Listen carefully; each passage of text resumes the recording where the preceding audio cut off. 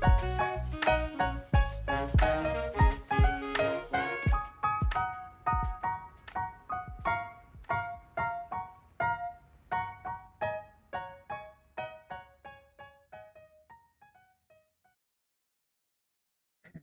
I'm Stephen Carson, coming at you from St. Louis, Missouri, in these United States. And once again, I go into the breach here, talking about medieval natural philosophy and how science came out of it, using the book Foundations of Science in the Modern Science in the Middle Ages by Edward Grant, recommended by Ed Feser, the philosopher Ed Feser. And it is indeed an excellent book. And of course, it tells a rather more nuanced story than the usual. You know, the church was just burning scientists or something. It's well, in fact, today in particular, we will see some of the controversy there was over Aristotle's natural philosophy, which was the basis for Aristotelianism, which in turn, which gave us modern science. So we'll actually see some of that conflict today, and as you'll see, it's not exactly what they told us. Not nearly as exciting, actually, in terms of the conflict, but it is interesting. Okay, so, oh yeah, support is gratefully received at Subscribestar. Got a new supporter this week. It'll be in the credits, but Thraza, thank you very much. V. Valric is a recent supporter as well, meaning regular supporters who donate monthly on Subscribestar. You can find that link in the YouTube description. Really helps. And let's see, what do I need to do? Anything else? I don't think so. Let's get with it. I'm going to try to cover a lot of ground, some of which I only barely comprehend, so we'll see how it goes. Okay. Here we go. Everything look good? Then let's rock. So, what we've covered in the previous 2 episodes of this series, and by the way, there's a link to a playlist in the video description that not only includes this whole series, but an older video about Industrial Revolution in the Middle Ages. And yeah, so what we've covered so far is that a key early part in the Middle Ages that contributed to eventually the rise of science was translation out of Arabic and Greek of more books by Aristotle, commentaries about Aristotle, some other ancient scientists, commentaries on those scientists, and so forth. So that's part of the ground we covered there so far. And then, sorry, I feel like I'm missing something key I want to mention in the story here. Oh yeah, and then we covered some of the basics of Aristotle's physics and cosmology, as well as the medieval university and sort of the structure of that with the quadrivium and so forth, and the 3 philosophies, just to give more of a setting. But now we get into sort of the nub of the book in these next 2 chapters, with what the Middle Ages did with its Aristotelian legacy, and then no, wait, what's going on here? No, this is not the chapter I want to be on.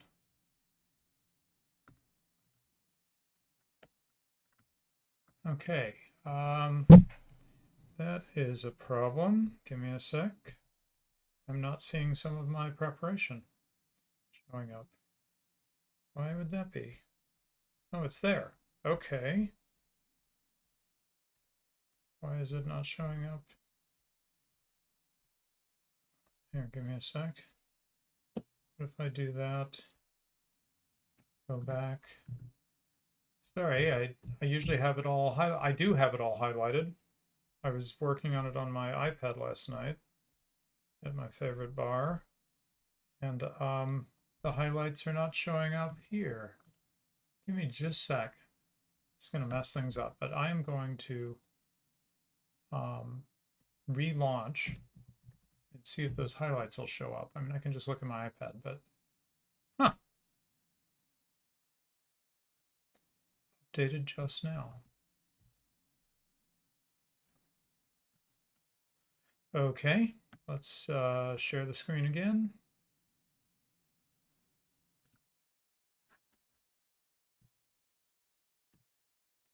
Yeah, I'm gonna have to, oops, where am I? Sorry, I'm all thrown off. Give me just a sec, folks. Why is it being like this? Let's see. I've run into a Kindle bug. Okay, so I need to reshare the screen. And now, okay, there we go. Okay, better crop that a little better, but all right. Okay, well, that's all right. So what we're going to cover next is the reception and impact of Aristotelian learning and the reaction of the church and its theologians. So here's your church versus science stuff for what it's worth, which isn't much. And then we'll talk about what the Middle Ages did with its Aristotelian legacy. That is specifically how they began to wrestle with inconsistencies, blank spots in Aristotle's conceptions, and started to sort of reason their way towards, you know, some of the ideas that eventually became part of names you're going to recognize, which we'll get to. Okay, so major points of conflict existed between church doctrine and ideas espoused in the natural books of Aristotle. But the conflict that developed must never be allowed to obscure the most important fact, which we've emphasized in the last episode. The translated works of Aristotle were enthusiastically welcomed and highly regarded by both arts masters and theologians. So arts masters, that's the philosophy. You know, we now call it a school of arts, right? That's going to have your natural philosophy and so forth, the philosophers. And then you have the theologians as a separate discipline. But both appreciated Aristotle, and we'll learn more in more detail about that.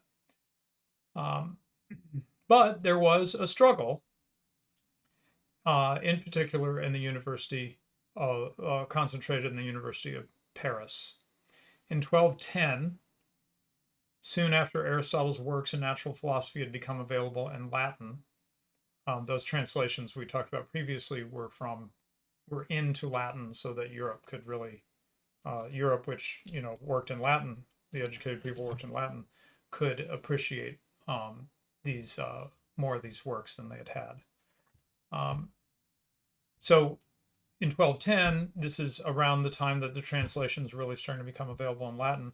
The Provincial Synod of Sens decreed that the books of Aristotle on natural philosophy and all commentaries thereon were not to be read at Paris in public or secret, under penalty of excommunication. This ban lasted on Aristotle's books on natural philosophy. It was in effect for approximately 40 years until about 1255 at the latest.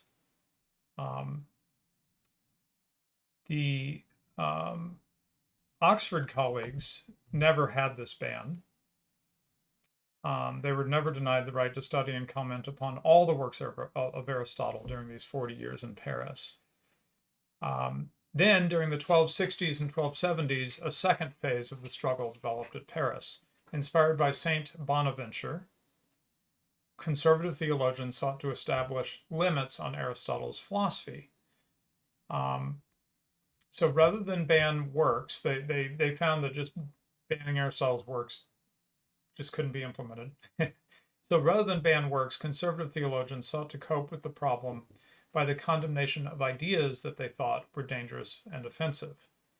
And this culminated in the condemnation of 1277. So in March 1277, Etienne Tempier, the Bishop of Paris, investigated and acting on the advice of his theological advisors, issued a massive condemnation of 219 propositions. So we'll see some of these propositions stated soon. And they state it positively. It's a little confusing. They state the proposition positively, and that's a proposition you're not supposed to hold. So they want you to not hold the proposition as stated.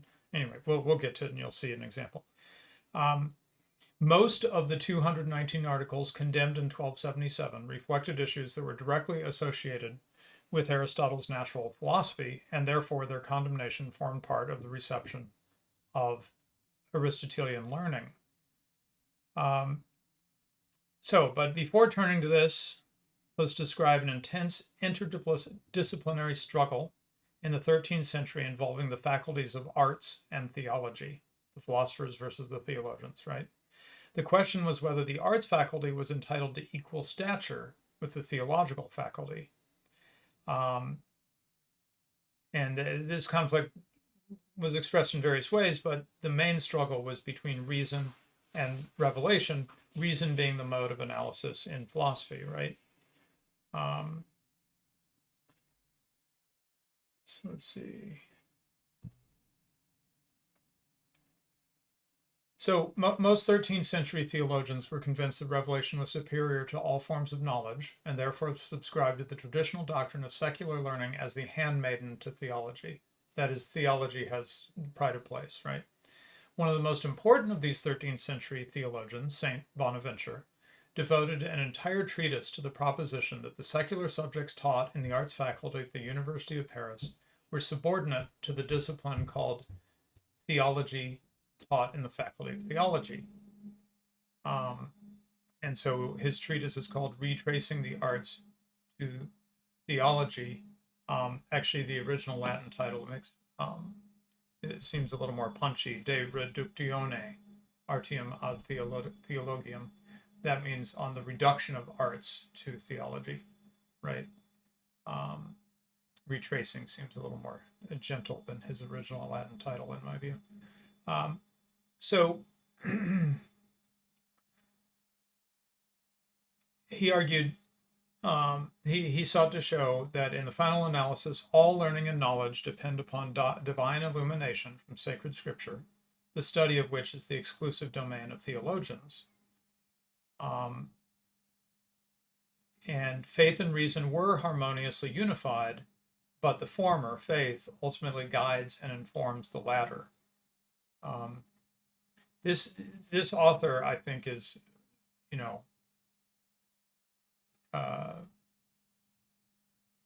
fairly modern in some of the views of the author, it seems to me.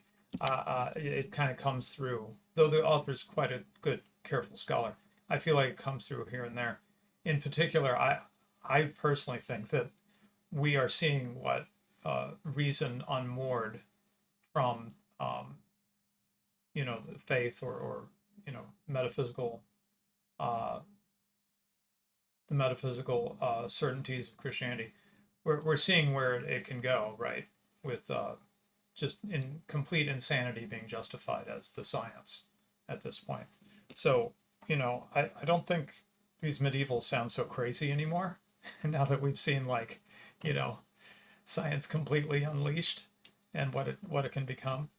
But anyway, okay, oops, let's see. So there was a huge respect for Aristotle, of course. As a mark of their respect for him, medieval scholastic authors usually referred to Aristotle by the honorific title philosophos, meaning the philosopher, right? And the arts masters regarded philosophy as the proper tool for understanding the world. So the dispute ended up sort of surfacing in at least three major controversies. First, discussions of the eternity of the world. You might remember that Aristotle took the position that the world has always been here. It had no beginning or end. It's a little unclear why I don't remember this book at least covering why he took that position, but It seemed to be one of his starting axioms or something. Secondly, the so-called doctrine of the double truth. We'll get to what that means. And thirdly, God's absolute power.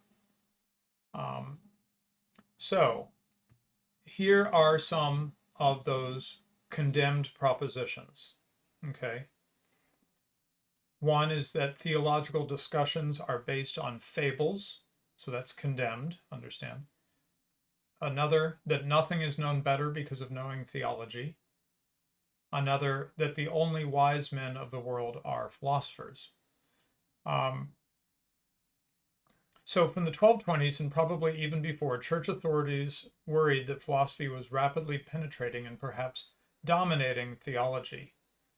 Pope Gregory IX reflected a wide concern going back to the church fathers that efforts to buttress faith with natural reason were potentially dangerous because they implied that somehow faith could not stand alone. In other words, it could slide from reason is harmonious with faith to we need reason, and they didn't think that was the case. We needed reason to hold the faith. So in 1228, Gregory ordered the theological masters of Paris to exclude natural philosophy from their theology. But that did not work. It did not prevail. Not only was philosophy gradually recognized as an autonomous discipline, with Aristotle its fundamental authority, just as the church fathers were authorities in theology, but strictures against the use of natural philosophy in theology also faded, although they were revived from time to time, always in vain. So they tried to keep the theologians from drawing on Aristotle and sort of that whole mode of thinking, and it didn't work. And of course, Thomas Aquinas being premier example, right? Aquinas built on Aristotle heavily. Thomas Aquinas sought to define the relationship between theology and philosophy, and he did so by making each an independent science. The fundamental principles of theology are the articles of faith, whereas the basic principles of philosophy are founded in natural reason. Articles of faith, therefore, cannot be demonstrated by reason. So that was his approach. So by establishing theology as an independent science, Thomas implicitly conceded autonomy to philosophy, and therefore also to natural philosophy as a science, although he still regarded it as subordinate to theology. So that was the Thomist take on it there. All right, so let's turn to these three controversies to illustrate the tension. The eternity of the world.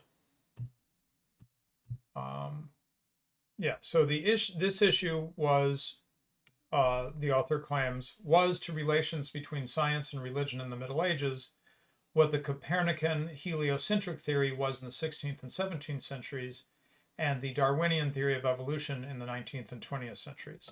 So basically, I think he's trying to say this was a hot, divisive topic, the eternity of the world. So as evidence that the eternity of the world was considered to be potentially dangerous, 27 of the 219 articles condemned in 1277, more than 10% of them, were devoted to a denunciation of an eternity of the world, an eternal world.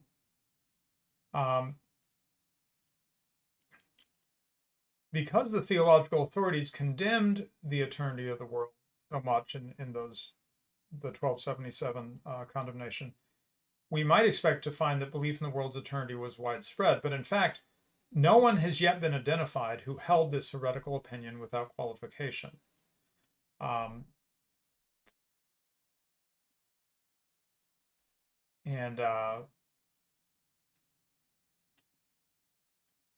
So we're not quite sure why they put so much emphasis on this, except that, Aristotle was certainly, they were drawing so heavily on him, and this was just the most glaring contradiction between the biblical view of the world and Aristotle's view of the world. The biblical view of the world said, in the beginning, God created the heavens and the earth. There's a beginning, right? I mean, it's right there at the beginning of the Bible. And Aristotle says the earth's always been here. So not a lot of ways to dance around this. We'll see ways that they tried to anyway. So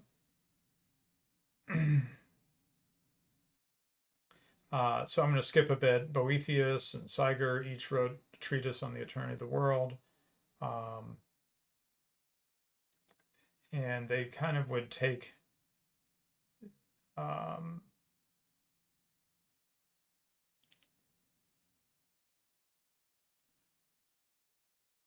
well, we'll see where this ends up taking people.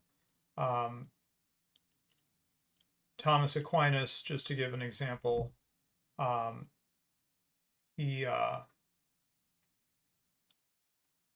Thomas denied that any proper demonstration could be formulated in favor of creation or eternity. And so he said you have to concede the eternity of the world is a logical possibility, I guess.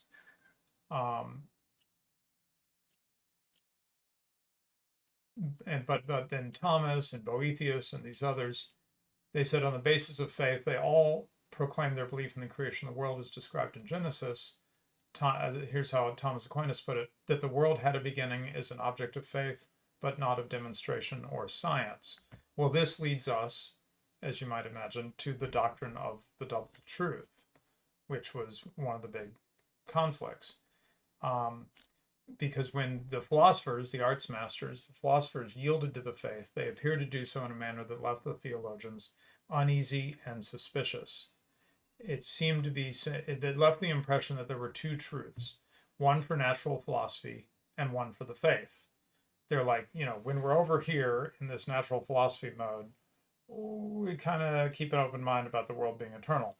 When we're over here in this theological, biblical mode, well, the world was clearly created, but we sort of leave them both there, leave both of those things there at the same time. Double truth, right? And so it seemed it conveyed an impression to the theologians that these philosophers subscribed to a doctrine of double truth. And it says in the prologue to the Condemnation of 1277, the Bishop of Paris briefly mentions a doctrine of double truth when he denounces those who say that things are true according to philosophy, but not according to the Catholic faith, as if there could be two contrary truths, right? In other words, this is dangerous to just try to just hold contrary things depending on what mode you're in or which area you're thinking about or something. I mean, they're all, it's all supposed to mesh ultimately, right? Truth. There should be one truth. Having said that, no arts master has yet been discovered who believed literally in a doctrine of double truth. So that's the double truth. Now, limitations on God's absolute power. This is quite interesting. Well, you'll see. This actually had a very interesting effect. This is where they were forced to go beyond Aristotle, and in the end, I think it kind of worked out. So the third major issue was what they perceived as a challenge to God's absolute power in Aristotle's writings. Scattered throughout the works of Aristotle were propositions and conclusions demonstrating the natural impossibility of certain phenomena. So, for example, Aristotle had shown that it was impossible for a vacuum to occur naturally inside or outside the world, and had also demonstrated the impossibility that other worlds might exist naturally beyond ours. Theologians came to view these Aristotelian claims of natural impossibility as restrictions on God's absolute power to do as he pleased. Okay. Let's see. Now they give us some more examples of these condemnations. Yeah, in fact, I'm just going to read them out. So again, these condemnations are stated in a positive way, and the idea is you're not supposed to hold this view, right? That's what's being condemned. So condemned view 21, that nothing happens by chance, but all things occur from necessity, and that all future things that will be of necessity, and that those that will not be, it is impossible for them to be. That the first cause, that is God, could not make several worlds. Okay, so they're rejecting this idea that God would not. They're not saying that there are multiple worlds. They're just saying God could do that. It's not impossible. That without a proper agent, as a father and a man could not be made by God alone. That God cannot be the cause of a new act or thing, nor can he produce something anew. That God could not move the heavens or world with a rectilinear motion, and the reason is that a vacuum would remain. That one's a little hard to understand, but it has to do with Aristotle's concern about not having. He didn't believe in what we now understand as in space vacuum, right? And for some reason, moving the world instead of a round motion being like a rectilinear, like a straight motion, would create a vacuum. I'm not totally sure on his reasoning on that. 139. An accident existing without a subject is not an accident except equivocally, and that it is impossible that a quantity or dimension exists by itself because that would make it a substance. This is subtle stuff. We'll come back to some of it. That to make an accident exist without a subject is an impossible argument that implies a contradiction. That God cannot make an accident exist without a subject, nor make several dimensions exist simultaneously in the same place. So all of these are things that are viewed as limiting what God can do. And the theologians said we can't do that because God can do those things if he so chooses. They believe that God could do anything, whatever, short of a logical contradiction. Okay, so articles 139, 140, 141, those last three there, not only I'll just highlight them. Not only did they qualify as placing limitations on God's power, but they denied to God the power to affect the theological dogma of the Eucharist, whereby God miraculously produces the actual body and blood of Christ in the bread and wine used in the Mass. And I don't know if you've heard the teaching of transubstantiation. I think I'm saying it right. Although the bread has become the substance of the body of Christ, the bread itself remains with its usual visible accidental properties. These accidents, however, no longer inhere in the substance of the bread. And because their existence in Christ is denied, one must conclude that the accidents of the bread do not inhere in any substance, a conclusion that is contrary to Aristotle's doctrine that all accidents must inhere in a substance. Anyway, it gets complicated, right? But basically they're saying to accept the view that the body and blood have become in essence they retain the accidental features of wine and bread, right? But in essence, they are now the body and blood of Christ. That it runs up against some doctrines of Aristotle. Article 48, God cannot be the cause of a new act or thing, nor can he produce something anew. That was condemned because it placed restrictions on God's absolute power. The concept of a lawful, regular, and even deterministic world held appeal for astrologers and was also basic to Aristotle's natural philosophy. The idea that God would intervene miraculously in the natural order and do something new or make something new was alien to Aristotle's physics, but was an important feature of the Christian religion. Now, this is a controversy that continues to this day, right? Some people would be okay with the idea of a what do they call it, a watchmaker God. Anyway, the idea that God sort of sets the universe in motion, then he sits back and everything just happens according to natural law, right? But he doesn't interfere in any supernatural, miraculous way after that. This is the view of someone like Thomas Jefferson and many people around that time, a deist type view. And there's still many people who have a view like this. They're like, maybe God created things, but sort of he's hands off after that, and so he's not interacting with our world in any meaningful way. He's just sitting back, and it kind of God is an impersonal. It tends to shade into God as an impersonal um, prime mover, but does not interact in any kind of personal or miraculous way into our world once it's there, once He creates it in the first place, right? Um, and of course, that's completely unacceptable to a Christian view, because we would view God as not just acting at the creation, but acting throughout history, continuing to act today, um, and in ways that sometimes break the lawful, regular, deterministic, uh, laws of the physics and so forth, right? Because He can. So, all right. Another thing that came in was hypothetical arguments. And these played a significant role in how they developed their thinking. This is, by the way, from the world of economics, which is what I understand most. I know most myself. Hypotheticals are extremely important. And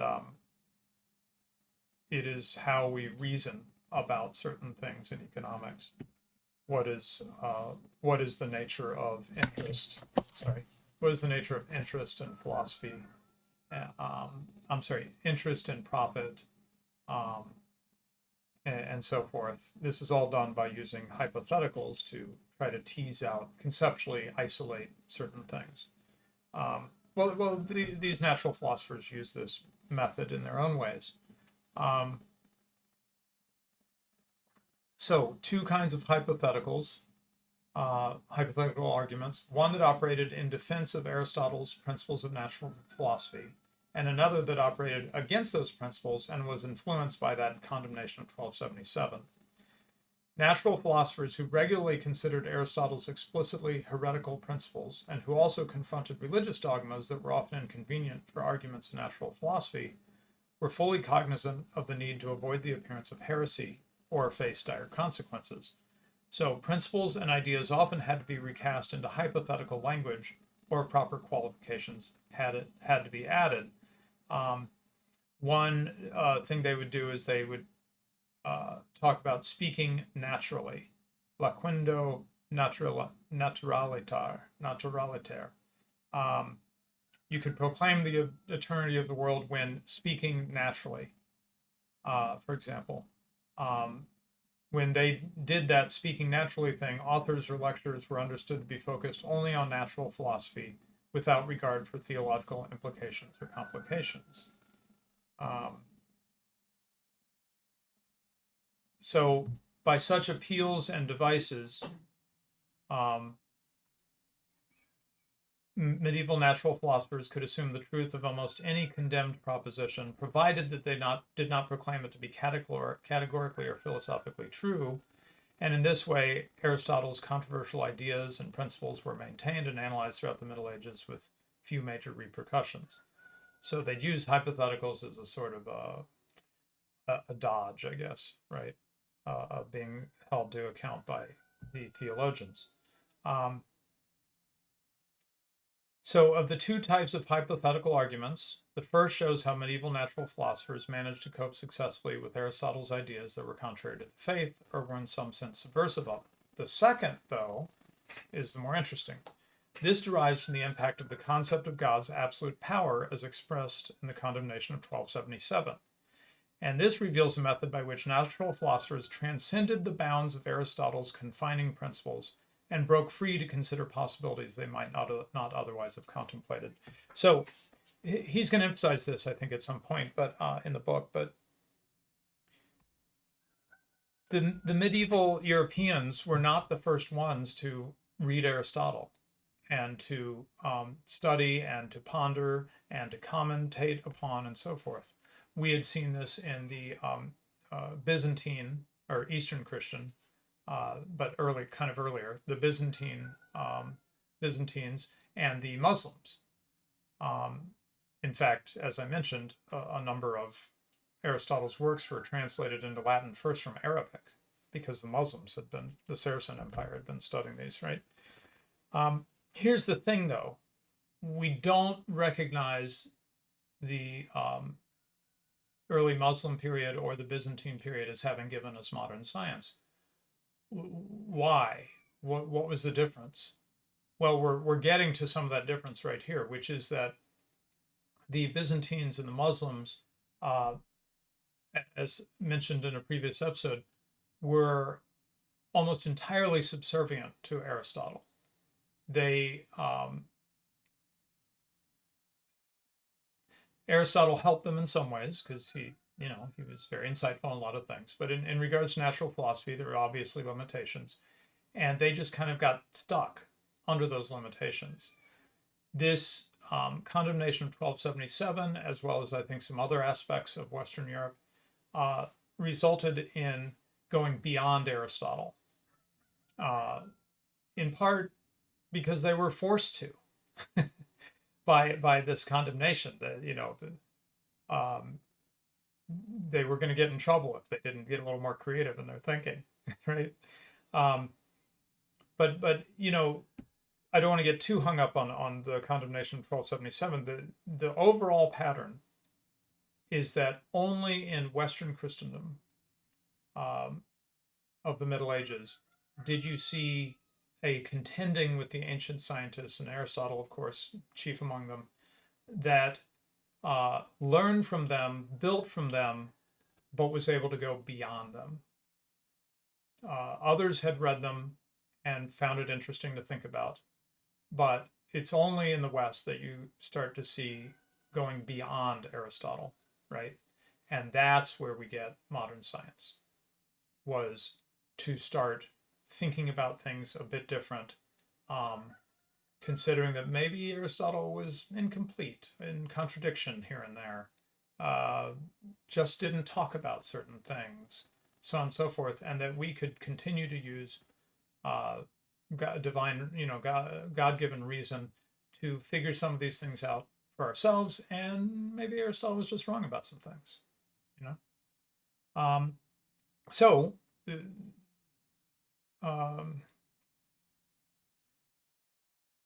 right. So by emphasizing God's absolute power to do anything short of a logical contradiction, the articles condemned in 1277 had a curious and probably unintended effect. They encouraged speculation about natural impossibilities in the Aristotelian world system, that is, things that from Aristotle's assumptions and axioms and stuff would not make any sense. They encouraged speculation about it, and these were often treated as hypothetical possibilities. The supernaturally generated alternatives, which medieval natural philosophers considered in the wake of the condemnation, accustomed them to consider possibilities that were beyond the scope of Aristotle's natural philosophy, and often in direct conflict with it. The contemplation of hypothetical possibilities that were naturally impossible in the Aristotelian worldview was so widespread that speculation about them became an integral feature of late medieval thought. And it's a little abstract. We're going to see some specific examples, lots of specific examples to help you understand how this played out. So, of all the themes of natural philosophy influenced by the condemnation of 1277, with its overriding theme of God's absolute power, none was affected more than the concept of vacuum, the very idea of which Aristotle thought absurd and impossible. I don't know if you remember, but in previous episodes we talked about how every body has to, in Aristotle's view, everybody has to be inside something. So there is no, we're all inside something, the world's inside something, the stars are inside something, everything's inside something. So the notion of a vacuum and emptiness just is something that he thought absurd and impossible. So in Condemnations 39 and 49, the concept of vacuum was inherent, and they dealt respectively with the possibility of other worlds and with the rectilinear motion of our own world. And according to Aristotle, both of these were impossibilities, other worlds or rectilinear motion. And these two articles generated serious discussion about the possible existence of void space beyond our world. I mean, perhaps this is, we can trace science fiction all the way back to the condemnation of 1277. I don't think that's crazy, actually. So the concept of God's absolute power became a convenient vehicle for the introduction of subtle and imaginative questions, which often generated novel answers. Although these speculative responses did not lead to the overthrow of the Aristotelian worldview, that is, they did all of this sort of while continuing to build on Aristotle, right? Even as they start to question bits of it. They did, as we shall see, challenge some of its fundamental principles and assumptions. They made many aware that things might be quite otherwise than were dreamt of in Aristotle's philosophy. So it sort of pushed them to go beyond Aristotle. I think there was some of that there anyway, an ability to critically engage with Aristotle. But the condemnation of 1277 really pushed it. Let's see. Sorry, there's something about the vacuum that I skipped over that I'm wondering if I should have.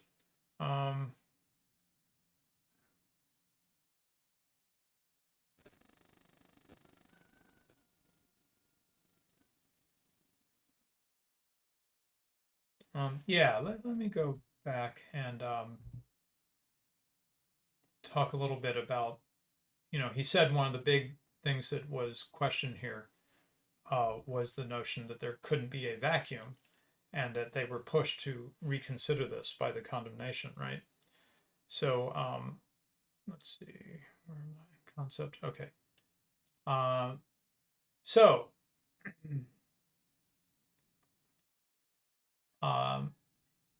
it was obvious that if God could create a vacuum beyond the world, he surely could do so within the world. And so it was that after 1277, God was frequently imagined to annihilate all or part of the matter that existed in the material plenum of our world. The frequently imagined to annihilate. In other words, this is the hypothetical. It's just thinking through, thinking things through in a hypothetical manner, right? Within this now empty space, many different situations were imagined for further discussion. Would the surrounding celestial spheres immediately collapse inward as nature sought to prevent formation of a vacuum? Good question. Would the empty interval be a vacuum or space? If all bodies within the concave surface of the last sphere were annihilated so that no matter remained, would it still be meaningful to describe that concave surface as a place, even though it would be a place without body? Could a stone placed within such a vacuum be capable of rectilinear motion? Would it be possible to measure distances within such a vacuum? If people were somehow located in this vacuum, would they be able to see and hear each other? That's interesting, right? That's getting into questions of light and the sound traveling through a vacuum. This is interesting stuff, right? Finally, if, as was commonly believed, celestial bodies govern the behavior of bodies in the sublunar region, what would happen to a spherically shaped piece of earth that was located in the air enclosed within a house if God destroyed everything outside that house, including the celestial orbs and all bodies? So they're starting to think about things that I think in part lead them to be able to conceptualize space as we now think about it, where Aristotle didn't really leave room for that. There's ether, right? There had to be something, some substance out there, and which makes the actual physics of space. If you can't accept the vacuum in space, then it makes the actual physics of space really hard to figure out, right? Okay, so hopefully that gave you a little bit of a flavor there. Okay, where was it? Where was I? I went backward. Okay, so he says, so how important was this, basically, that in sort of prodding them forward? And he gives two views. Did the condemnation of 1277 have a significant influence in medieval natural philosophy? Pierre Duhem, a great pioneer investigator in the medieval sciences, claimed that it gave birth to modern science. So he puts a lot of weight on the condemnation of 1277.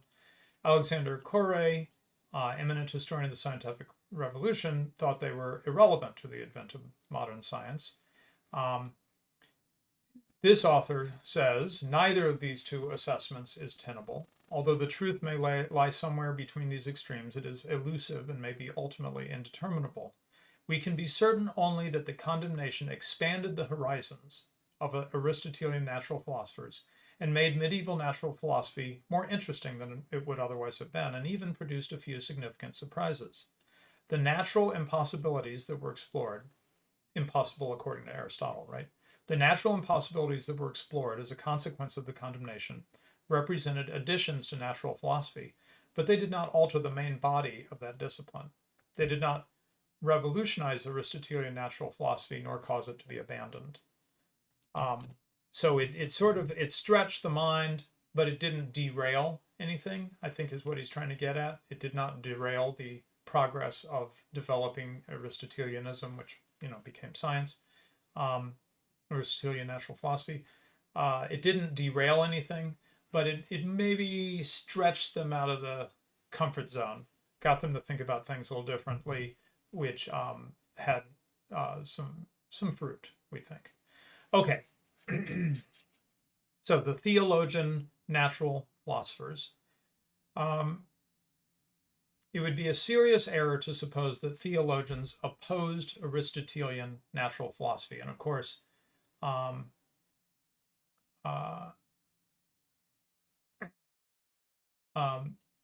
sorry, great comment. I want to jump in. RD, thank you.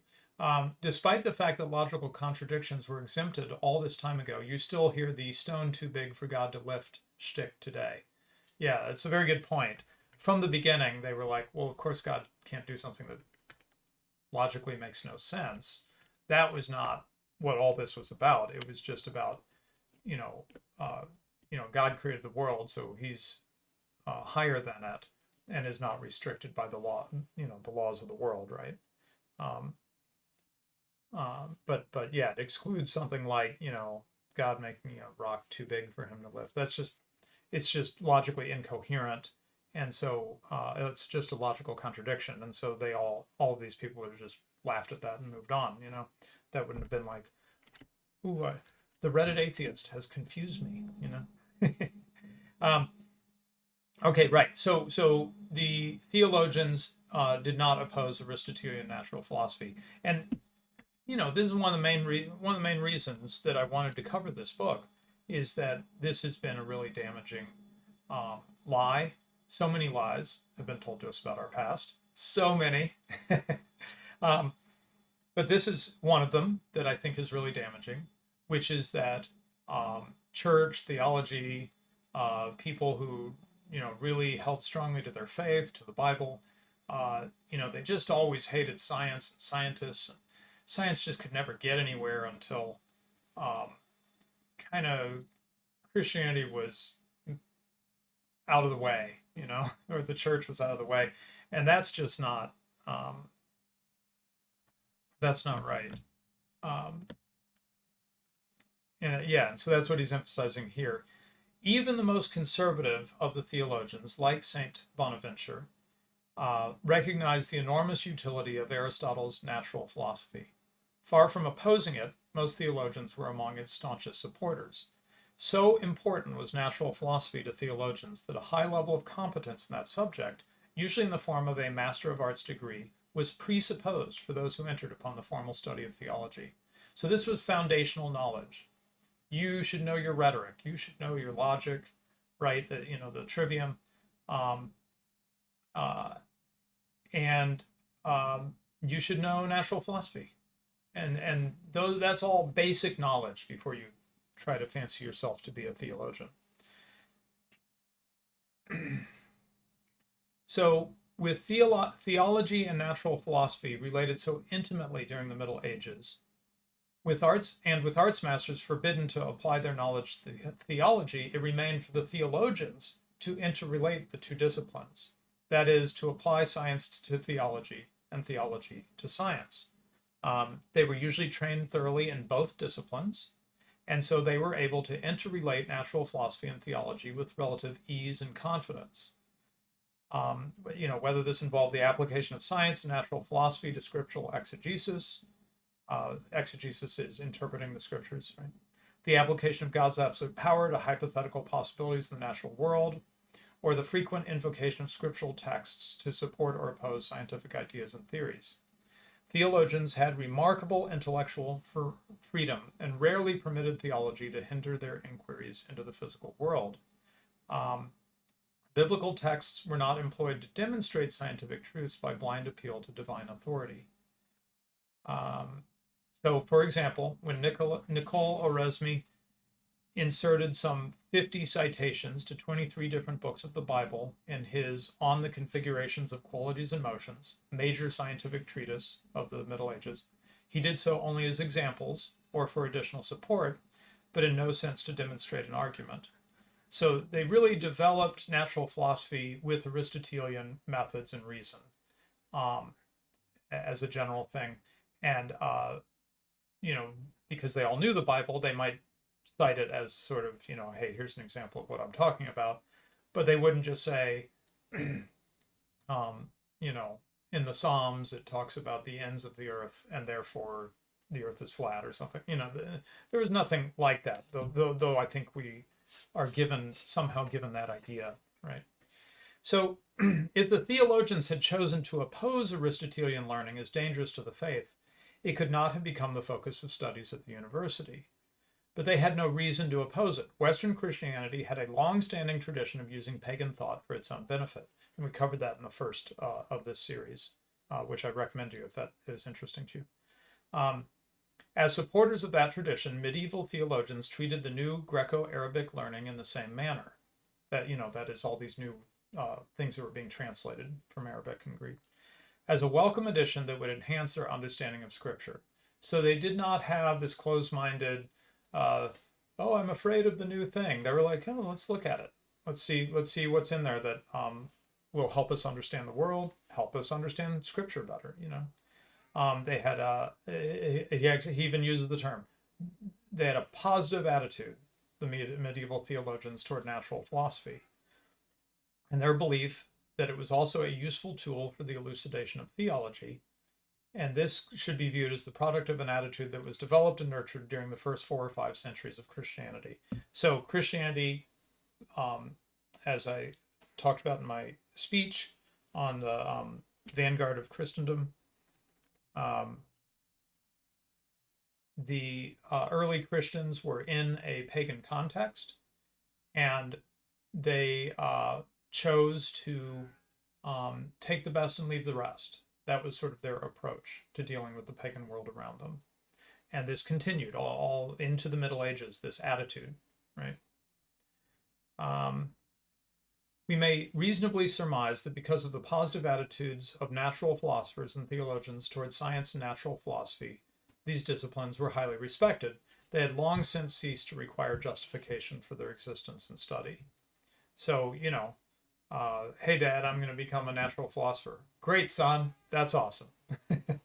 Right? This is a respectable thing to do, socially, high status. It's a high status thing to do. That's what I was trying to say. And answer to your question, what the book we're covering is The Foundations of Modern Science in the Middle Ages by Edward Grant. Just look up Edward Grant on Amazon. It'll come right up.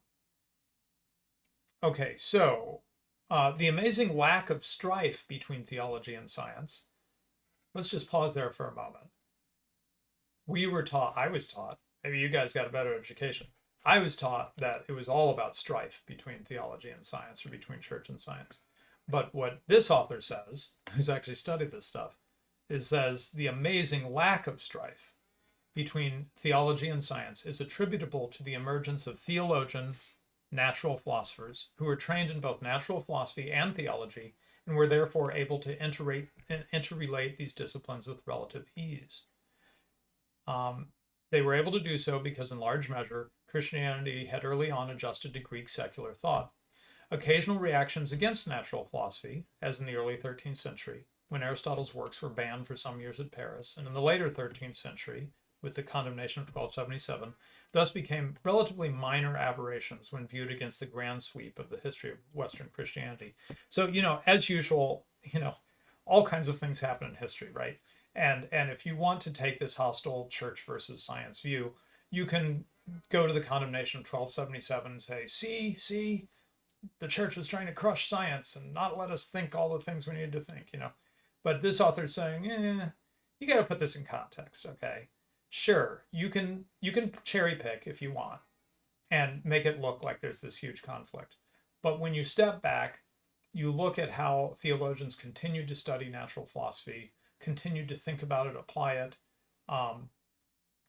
then you get a different story from focusing on some isolated episodes. Okay. So let's finish up this chapter and try to do one more. Whew, we'll see. Largely because Aristotle's works formed the basis of the medieval university curriculum, Aristotelianism emerged as the primary and virtually unchallenged intellectual system of Western Europe. So in the next chapter, we'll describe the manner in which medieval natural philosophers responded to particular aspects of their legacy of Aristotle's natural books and the departures that they made from it. Okay, so that chapter, I hope, set the stage to understand that for various reasons, including these condemnations of 1277, they had to go. The medieval scientists went beyond Aristotle. They didn't feel trapped by Aristotle for various reasons. So let's get into a little bit of what that looked like. Now, this next chapter is long, and I'm probably going to skip around a bit because it's just too much, I think.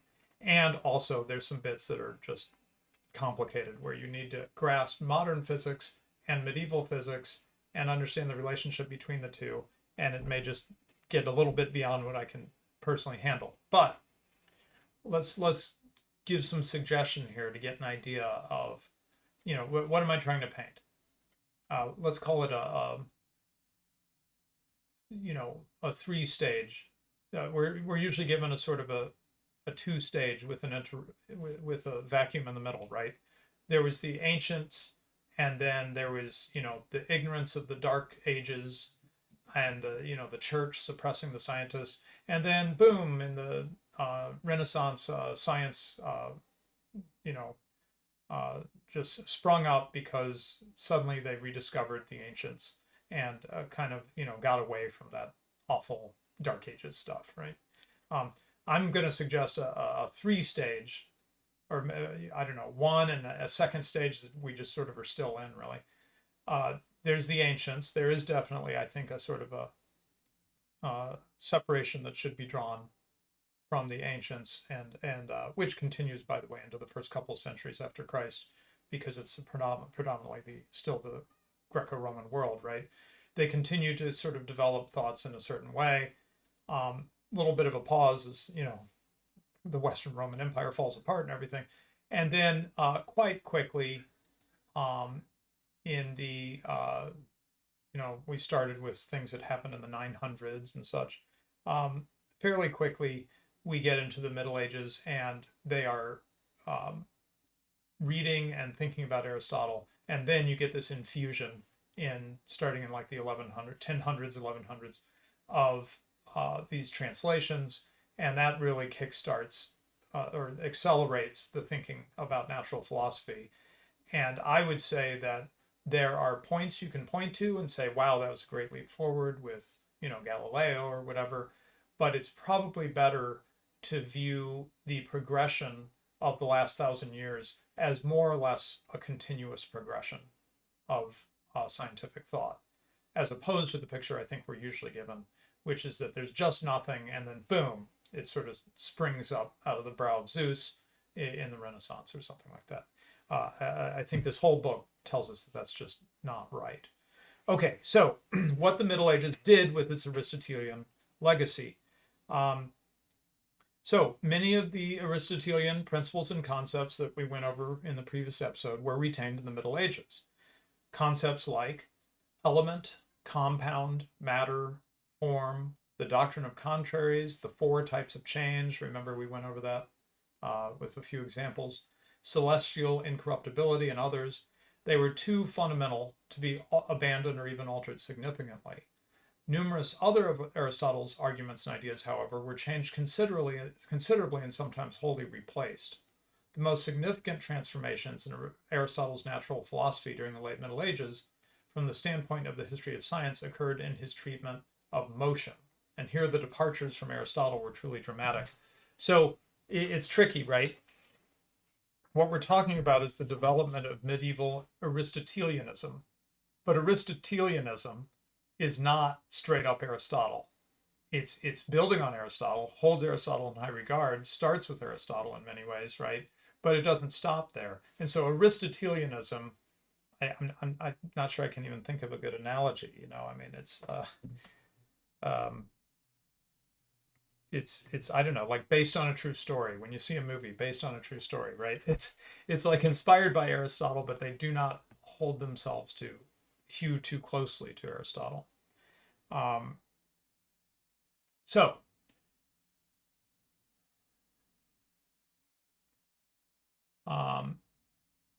Aristotle had this notion of velocity. Okay, wait a second. There's a mistake in the text. It's FVR, right? Velocity, force, and resistance. Right, yeah. So he saw this relationship between velocity, force, and resistance. To double velocity, resistance could be halved and force held constant, or F doubled and R held constant, and so forth. Aristotle realized that in having a velocity F might be reduced to the point where it was smaller than R and therefore unable to move it. Under these circumstances, he insisted that the rules of motion would no longer apply and movement would cease immediately. So his critics realized that in order to preserve his law of motion, Aristotle had accepted a discontinuity and had broken the connection between the physical process and the continuous mathematical function.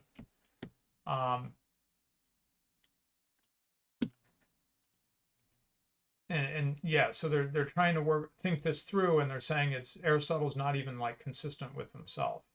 And by the way, a lot of what I see here is it's called the immanent critique, I think. That is critique from inside a system.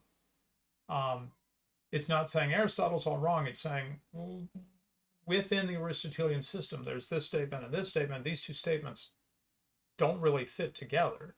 Is there a way to make it fit, right? To improve the Aristotelian system so that it's internally consistent. So Aristotle's position seemed to commit its supporters either to the physically absurd position that any force, however small, could move any resistance, however large, or to a mathematical representation that continued to register velocities after they were physically impossible to produce. So they started to figure out other ways to come at this. To avoid this dilemma, Thomas Bradwardine, who lived from 1290 to 1349, and by the way is featured in the thumbnail for today's show, Thomas Bradwardine in 1328 proposed a new mathematical relationship based on geometrical proportionality, which came to be called ratio of ratios. And so he says in this new law of motion, to have a velocity produced by a ratio of force to resistance, it was necessary to take the square root of the ratio. And that sort of, I'm not going to go through the math, but that solved some of this problem.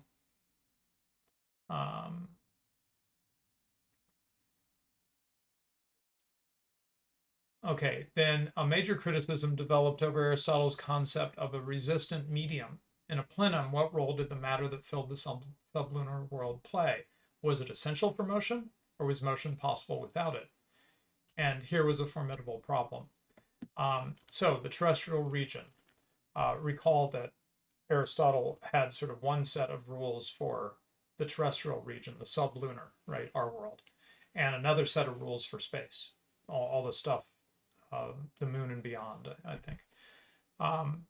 Long before Aristotelian physical science reached the Latin West in the 12th and 13th centuries, Greek and Arabic commentators had produced a body of literature in which local motion was intensively discussed. And I'm not going to go through everything they thought about, but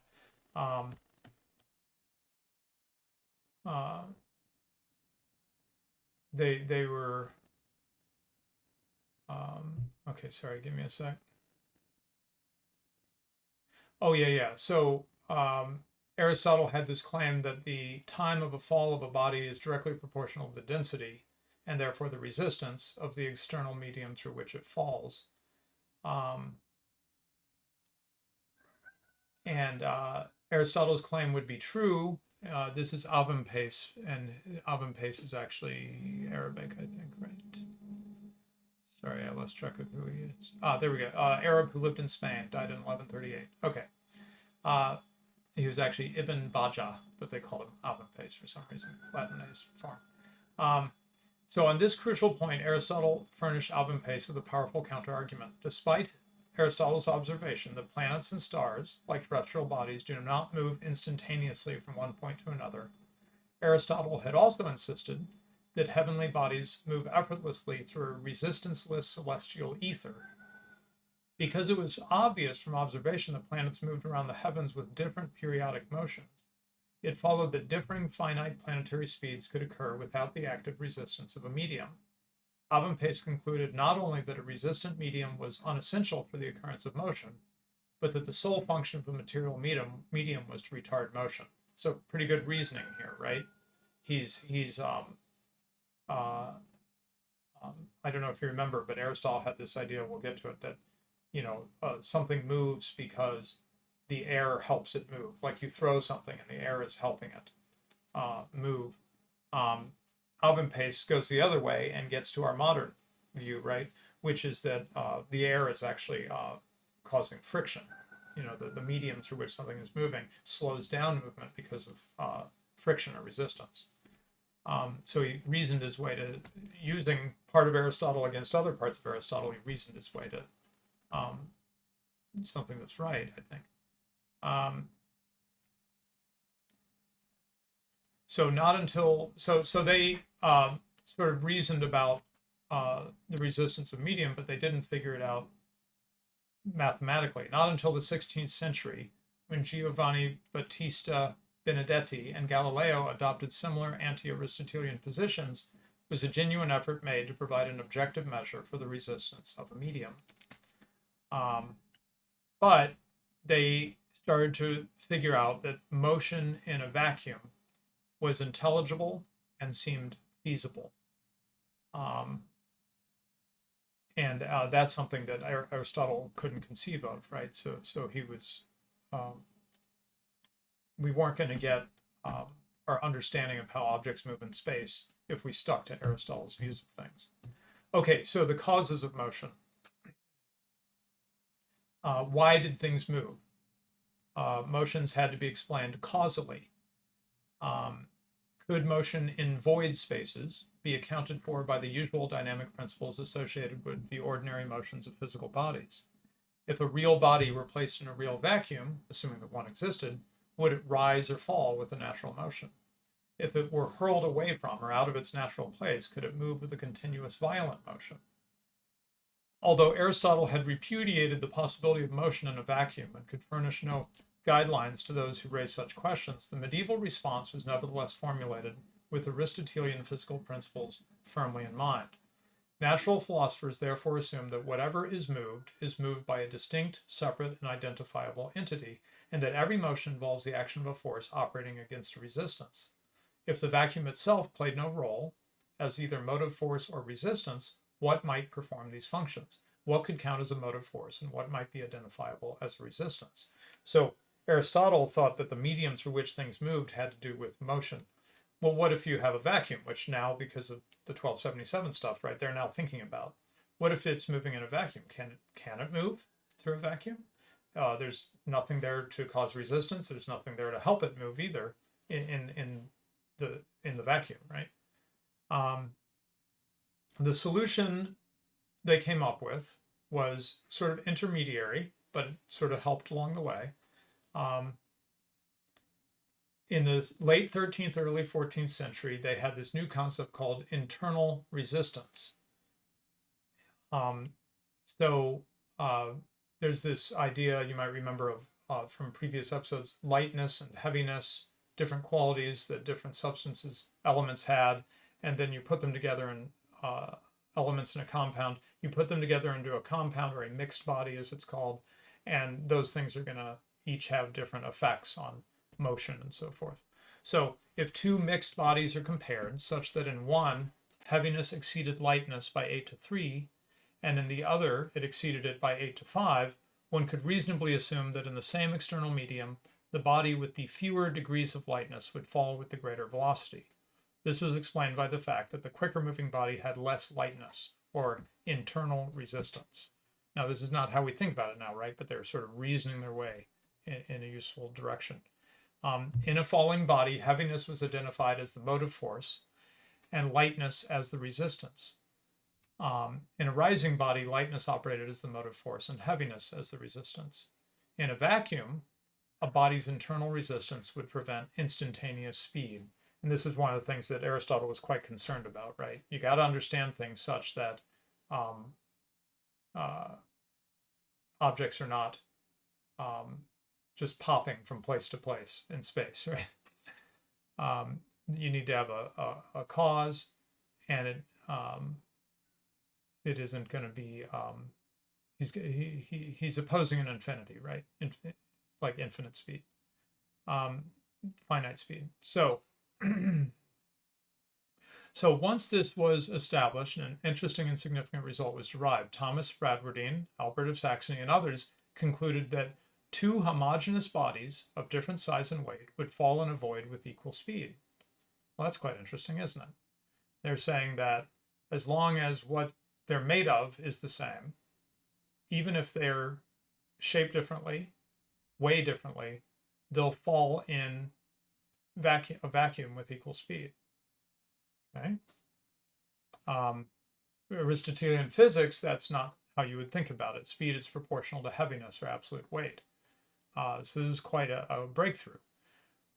Galileo, confronting the same problem more than 2 centuries later, around 1590, employed a similar approach in rejecting Aristotle's explanation of natural fall. Instead of a ratio of force to internal resistance per unit of matter, which is what the early natural philosophers had come to, he relied on weight per unit volume, or specific weight. He argued that homogeneous bodies of unequal size and therefore unequal weight would fall with equal speeds in plenum and void, though their respective speeds in the latter would be greater than in the former. So Galileo extended the scope of this law in his most famous work, Discourses on Two New Sciences, 1638, where he declared that all bodies of whatever size and material composition would fall with equal speed in a vacuum, a generalization destined to become an integral part of Newtonian physics. So hopefully you can see here, we're not saying the reason the book is called The Foundations of Modern Science. Sorry, I wanted to hold the book up. Can't see myself. Here we go. The reason it's called The Foundations of Modern Science in the Middle Ages, he's not trying to claim too much, you know, that the medievals had it all figured out. That's not the point. The point is that it's that continuity I was talking about.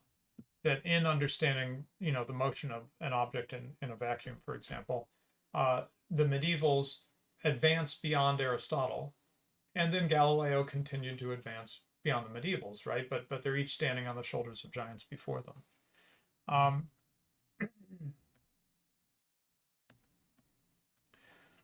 Let's see.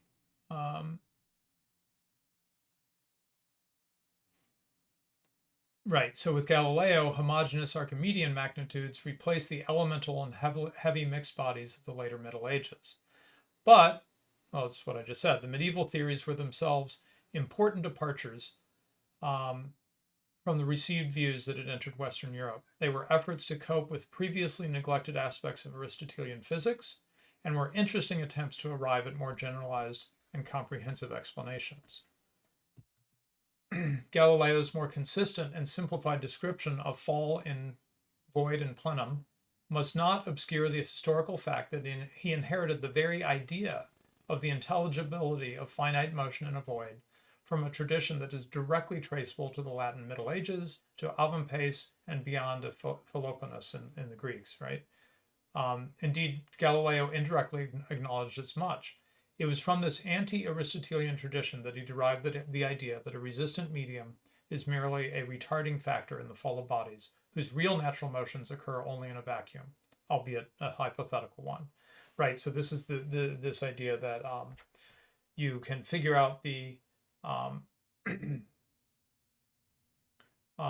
sort of what would be the fall of the body in a vacuum, and then you bring in the resistance from the medium, air friction or whatever, and you combine those together, and then you can figure out speed of the fall of a body or whatever. By taking his conclusion that homogeneous bodies fall with equal speeds in a vacuum and extending its scope to all bodies of any whatever composition, Galileo eventually made a new law of physics. His medieval predecessors arrived at the same conclusion for homogeneous bodies, but extended it no further. So, giving you an idea of the continuity here, right? Let's see.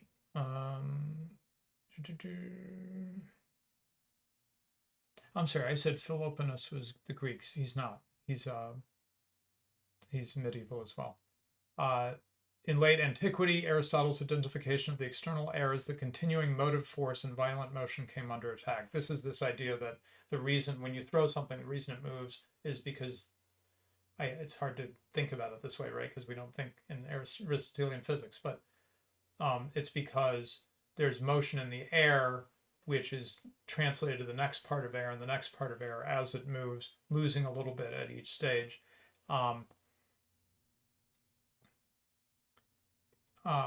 This idea had come under attack. John Philoponus observed that if air in direct contact with an object could cause and maintain that object's motion for a time, as Aristotle supposed, then it ought to be possible, for example, to put a stone into motion by merely agitating the air behind it. Because this was contrary to experience, Philoponus rejected air as a motive force and assumed instead that an incorporeal motive force imparted by an initial mover to a stone or projectile was the cause that enabled the stone to continue its movement. And it all sounds obvious to us now, right? But it wasn't obvious to Aristotle how a stone, how throwing a stone worked. Now we think of, our hand has imparted motion to the stone. That causes it to have a certain trajectory, and then that's modified by gravity and by air friction, right? But that's not how Aristotle conceived of it. Okay, so let's see. Have to decide how much more I want to cover. Let's see. John Buridan, probably should mention some of what he did, which is quite good. The best form. So yeah, what are they talking about? It's the theory of impressed force.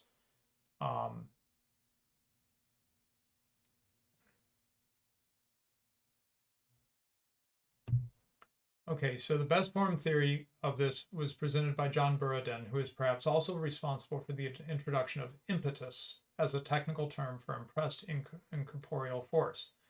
He conceived of impetus as a motive force transmitted from the initial mover to the body set in motion, right?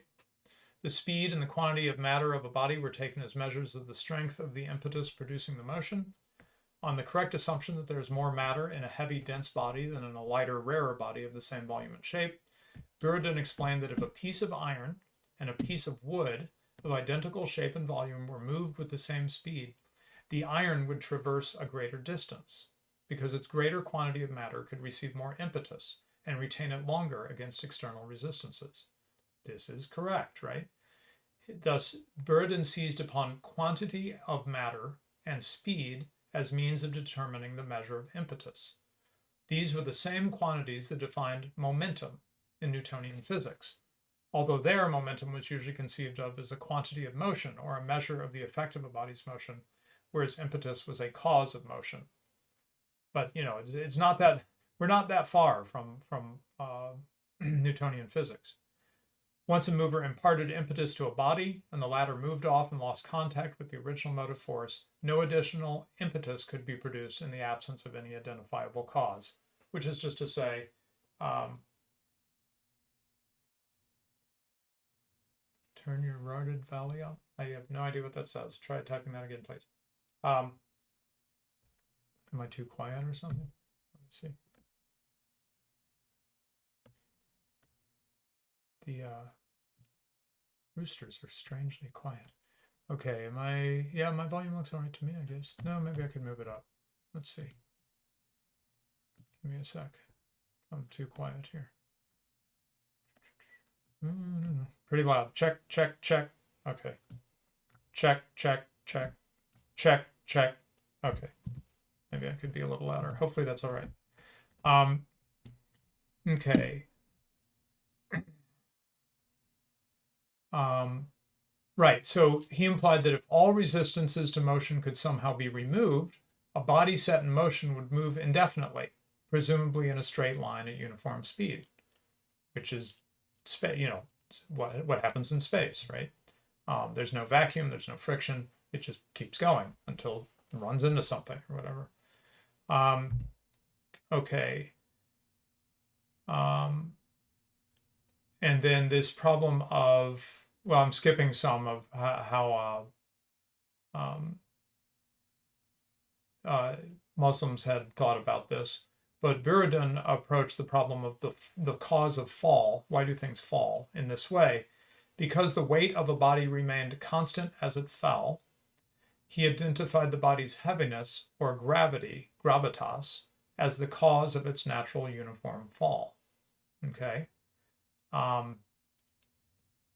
Buridan explained acceleration by accumulated increments of impetus. The heaviness of a body not only initiated its downward fall, but also produced an increment of impetus, or accidental heaviness, as it was sometimes called, during each successive moment of fall.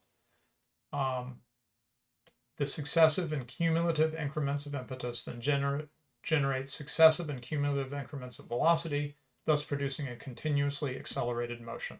So this is the he's thinking about how things fall and get faster as they fall, right? And then later, Galileo added the mechanism of a self-dissipating incorporeal impressed force, or impetus, which he probably derived ultimately from medieval sources. Initially, the mover imparts an impressed force to a stone that is hurled aloft. As the force diminishes, the body gradually decreases its upward speed until the impressed force is counterbalanced by the downward thrust of the stone's weight, at which moment the stone begins to fall, slowly at first and then more quickly, as the impressed force diminishes and gradually dissipates itself. Eventually, Galileo abandoned the concept of a self-dissipating impressed force and explained accelerated fall by an impetus that is conserved and cumulative, an explanation that ultimately differed little from Buridan's hundreds of years before. Okay, so let's see.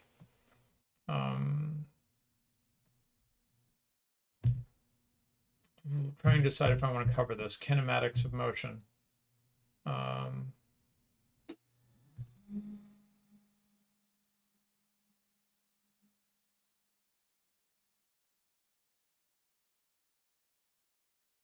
Yeah. Okay, well, I'll mention this, but I'm not saying I fully understand it. So they were thinking about the correct definitions of uniform speed, uniformly accelerated motion, definitions employed by Galileo and on which he did not improve. And so the Merton scholars, I think there's a certain school, Merton College, right, derived what is known as the mean speed theorem, probably the most outstanding single medieval contribution to the history of mathematical physics. It's expressed as, let's see if I can say this. S is the distance traversed. So distance traversed equals half of final velocity times time of acceleration.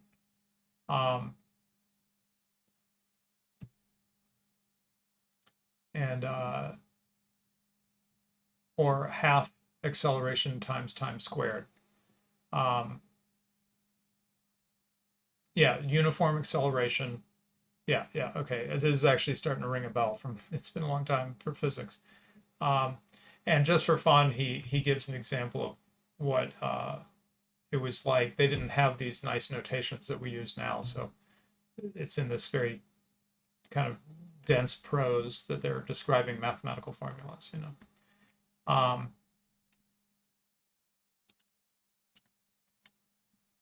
Okay, I'll skip Oresme's proof of that.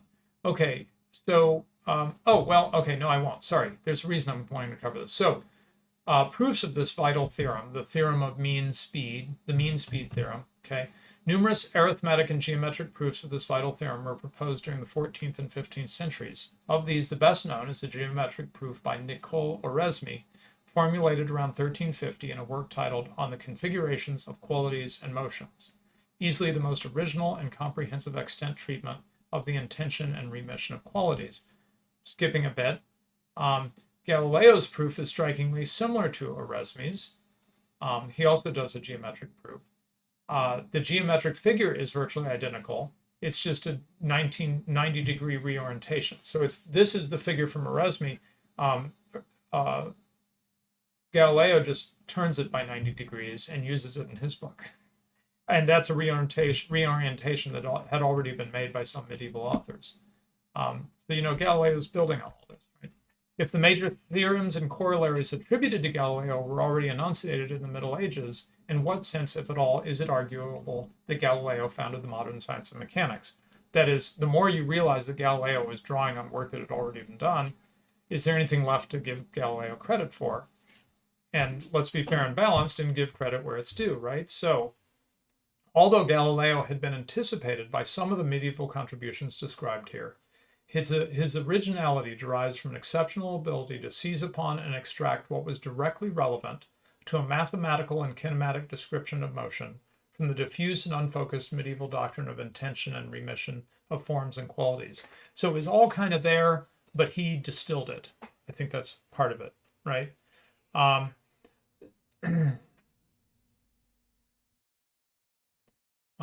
Let's see.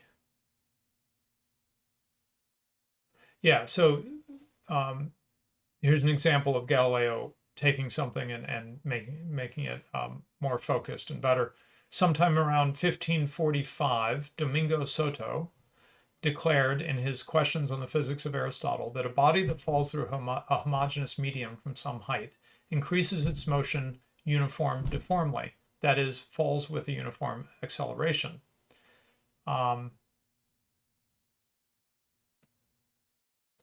He invoked the famous example first used by scholars of Merton College that a body accelerating uniformly from 0 degree of speed or rest to a speed of 8 will traverse the same distance as a body moving through the same time with a uniform speed of 4, which is the mean speed of the uniformly accelerating body.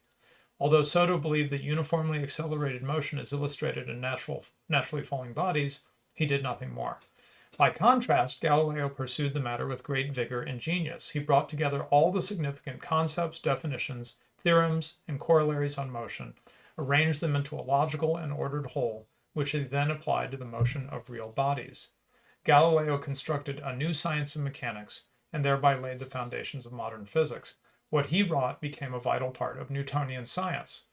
And this achievement alone suffices to include Galileo among that small group of extraordinary scientists who, from time to time, profoundly alter the character and direction of science. Right, so, not trying to go crazy here and be like, it was all done by the medievals and we shouldn't be giving any credit to Newton or Galileo or anything. That's not right. Yeah. But we should give more credit than has usually been given and recognize that they were an evolutionary step forward as opposed to some kind of radical,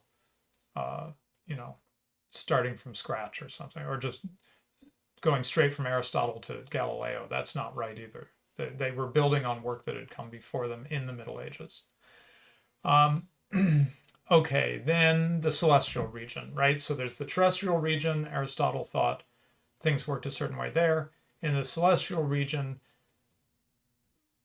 there are these other ideas, and Ptolemy as well.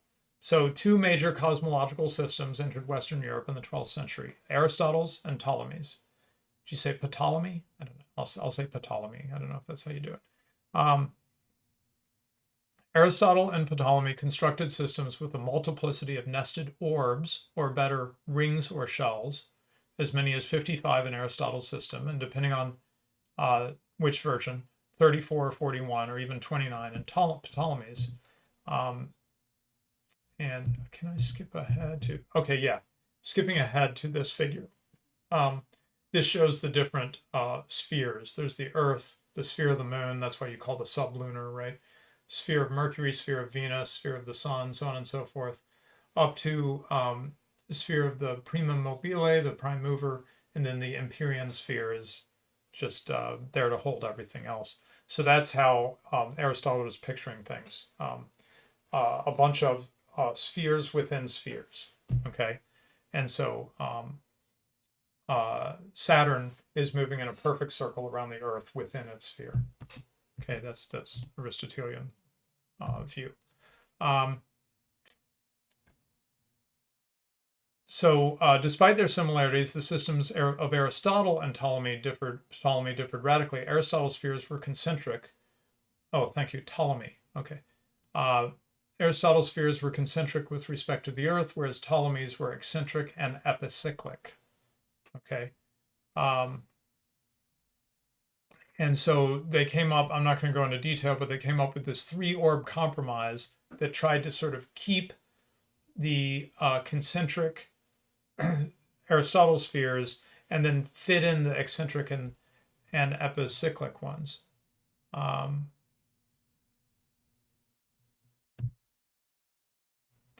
And this joined the cosmologies of Aristotle and Ptolemy.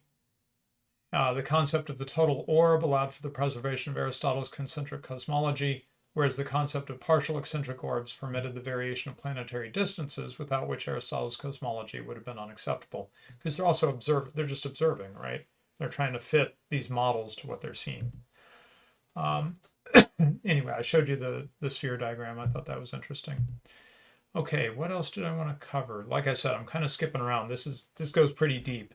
If you find this interesting, I recommend you read it yourself, but just want to give you a flavor of it. Oh yeah, celestial motion. Okay. The most frequently discussed theme in medieval cosmology was celestial motion. What caused the invisible celestial orbs to move around the sky with uniform motion? So these spheres or orbs, they're moving, and the idea is that the celestial body, like the sun or whatever, is in that sphere, and that whole sphere is moving, but the sun is still within its orb. Okay, that's Aristotle's view. So they're trying to figure out, okay, why are these things moving? Why do they have a uniform motion? And so they have this idea that there's intelligences that are moving each of these. These intelligences were originally incorporeal spiritual entities. They gradually assumed the status of impersonal forces. Intellect and will in these intelligences were de-emphasized, whereas the finite motive force or executive power was viewed as the real mover. Intelligences continued to play a role as celestial movers well into the 17th century. This is quite interesting because C.S. Lewis had a big interest in medieval cosmology. He wrote a book on it, which I have yet to read, though now I'm in a better position to read it, reading this book. He was quite charmed by the way the medievals saw things. And he even reflects it in his science fiction trilogy, which consists, is sometimes called the C.S. Lewis's Space Trilogy or Ransom Trilogy, because that's the character that's through all 3 books, Elwyn Ransom. And those books are Out of the Silent Planet, Paralandra, and That Hideous Strength. I strongly recommend them to you. In fact, my wife and I were part of a discussion on YouTube of That Hideous Strength. And in these books, there are intelligences associated with each planet. Of course, the intelligence for our planet is Satan, right? But the intelligences for the other planets are like angels or something like that. They serve God. They're not in rebellion. So they are actually characters, and there's dialogue with them in this trilogy. So anyway, just thought that was an interesting literary note that Lewis thought it was charming and thought he'd roll with it a little in his science fiction. Right. So anyway, Buridan again. The Bible made no mention of intelligences as celestial movers. So he dispensed with them and assumed that at the creation, God impressed impetus into each orb, like he sent it spinning, right? Or he sent it moving in a circle. In the absence of external resistances and contrary tendencies in the heavens, the impressed impetus of an orb would remain constant and move its orb with uniform circular motion forever. So it's in a vacuum and it's moving in a circle. God got it going and it just keeps going. Okay. Right. So the Earth's central location in traditional cosmology was not seriously challenged until Copernicus in the 1500s. But there is a different kind of motion that the Earth could have that they thought about, and that is daily axial rotation of the Earth, right? To explain the rising and settings of all celestial bodies. And so they kind of argued back and forth. John Burden recognized the problem was one of relative motion. Although it appears to us that the Earth on which we stand is at rest and the sun is carried around us on its sphere, the reverse might be true, since the observed celestial phenomena would remain the same. That means, is the Earth rotating or is the sun moving around us, right? It's given that our vantage point is the Earth, you kind of can't tell, right? So he didn't accept axial motion, the rotation of the Earth, but he made some arguments that ended up being useful. He says, because nature is usually assumed to operate the simplest manner, would it not be simpler, and therefore more appropriate, for the small Earth to turn with the swiftest speed, while the incomparably large celestial orbs remain at rest? Simplicity is again satisfied because the Earth would need to rotate with a much smaller daily speed than the huge celestial orbs. So he's just saying, let's use sort of a rule of simplicity and say it'd be simpler for the Earth to rotate than for all these huge things to move around it, right? Not a bad argument. And then Nicole Oresme's discussion of the same theme is even more impressive. He could find no good reasons for choosing either alternative. He chose the traditional opinion on non-scientific grounds, but his arguments in behalf of the Earth's axial rotation are brilliant, and I'm not going to go into them, but he makes further arguments. And some of their arguments in favor of rotation appear in Copernicus's defense of the heliocentric system, where the Earth is assigned both a daily rotation and an annual motion around the sun. So again, in this case, Copernicus is drawing on the medievals who are thinking through this, not quite getting to where he got, but making good arguments and observations that he's able to incorporate and bring together to get a more modern view of how these things work. Okay. Give me just a sec. I'm going to see how much I still want to do here, because man, this is a long chapter. Okay, it's not too bad. Let's see what else I wanted to highlight real quick. Is the world created or eternal? This is one of those big questions, right? Is the world eternal? Oh, wait a sec. I realize why I'm getting constantly distracted. Okay, let me fix that. Okay, there we go. Okay, it's getting too many notifications, and I turn those off during the show usually. Okay, is the world eternal without beginning or end, as Aristotle and some Greeks argued, or did the world have a beginning, and would it have an end? It's one of the big debates, right? And they tried to kind of square the circle. The possibility that the world could have existed from eternity and also have been created was a surprisingly popular idea during the Middle Ages and Renaissance.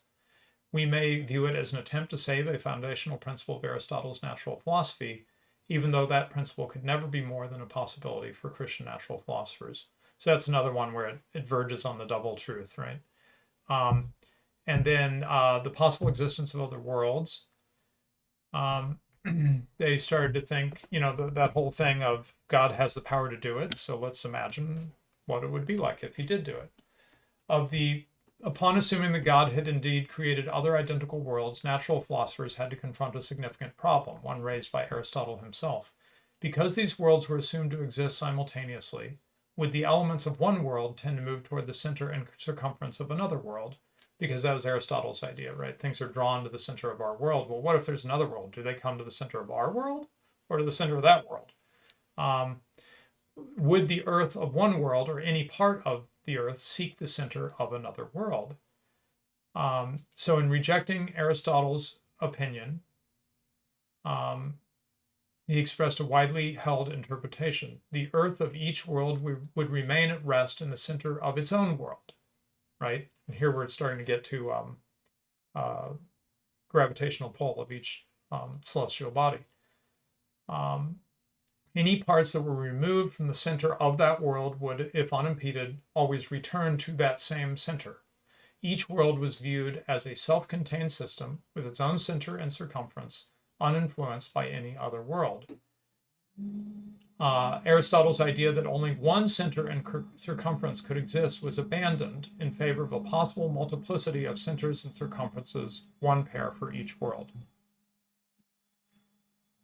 So what about space or void beyond our world? The possibility that God could create other worlds, coupled with Aristotle's definition of a vacuum as a place deprived of body but capable of receiving it, implied that void space might exist beyond our world.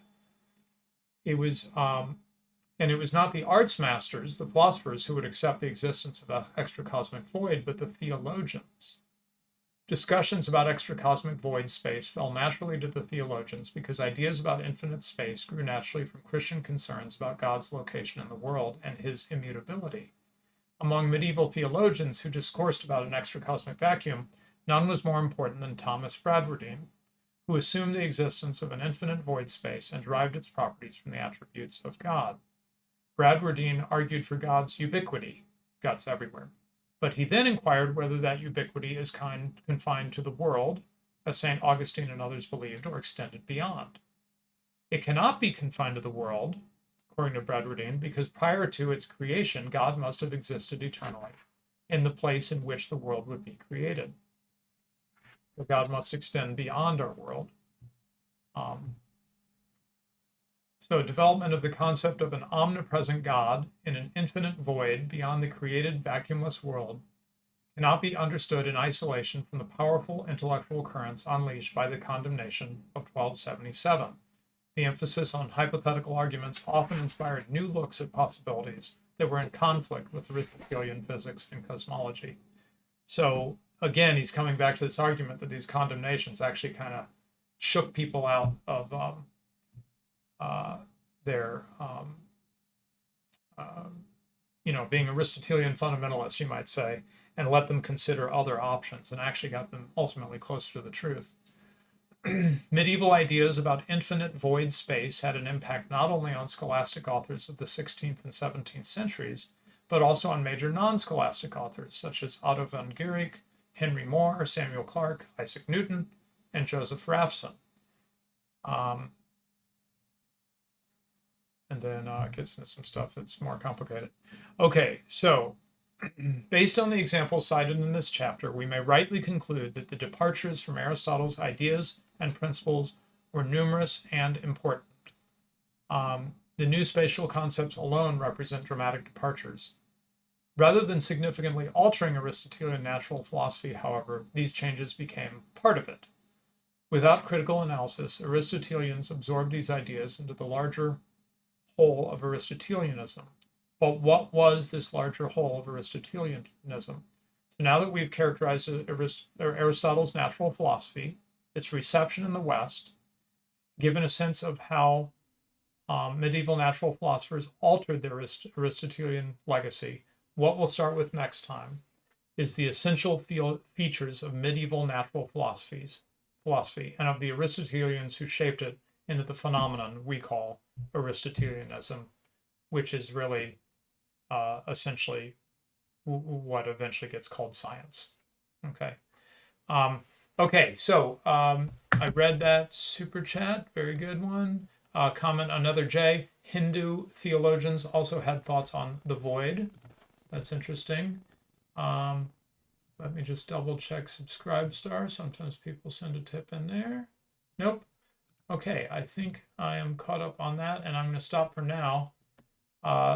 Thanks if you were able to stick with me through that and follow it. I appreciate you, because this is stuff I'm finding quite challenging. I actually think the final chapters of the book, the final session on this, will be probably a little bit easier going. I think maybe we'll see. But we'll finish up this book next time with chapters 7 and 8 on medieval natural philosophy, Aristotelians and Aristotelianism, and how the foundations of early modern science were laid in the Middle Ages. Yeah, and that final chapter is going to get into a comparison of natural philosophy in Islam and the Christian West, and science and natural philosophy in the Byzantine Empire. Oh yeah, and someone made a comment, which I had first run into some of this there as well. Oh, it's gone. Did somebody delete it? Okay. Someone was talking about Rodney Stark, and I quite agree with the comment that got deleted. But Rodney Stark gives this history of science, and I think he was probably drawing on Edward Grant. But this contrast between the relationship of the Muslim thinkers and the Byzantine thinkers to Aristotle versus the relationship of the Western Middle Ages, which took a much more they felt more free to modify Aristotle's system and so forth, to question Aristotle and to even just outright reject some of Aristotle's stuff. Aristotle loomed very large. He was intimidating, I guess, and whole cultures were so intimidated they couldn't really get beyond him. But in the West, we were able to build on Aristotle. I've tried to make it very clear Aristotle is important, but be able to go beyond Aristotle. So yeah, thank you, RD. Glad you found it interesting. I mean, I'm finding this interesting. I'm just like, am I losing people? Because it's a little bit different kind of material than we sometimes do, kind of heavier in a way. But hopefully I've gotten your interest in this. And of course, part of the reason I do a lot of what I do on this channel, this is our story, right? If we're Europeans, or build on the legacy of Europe even. This is our story of that is often lied about and distorted for various reasons. And so we kind of need to go back and relearn our own history. It's a history that we can be quite proud of, I think. And it builds so much in our modern world, right? It's been a blessing, all of this stuff we're learning about here. So, okay, so thank you very much. We should be back with Black Horse next week, and then Old Glory Club wants me to take 1 week off. It just so happens that in fact, let's see if I've got a stream to share here.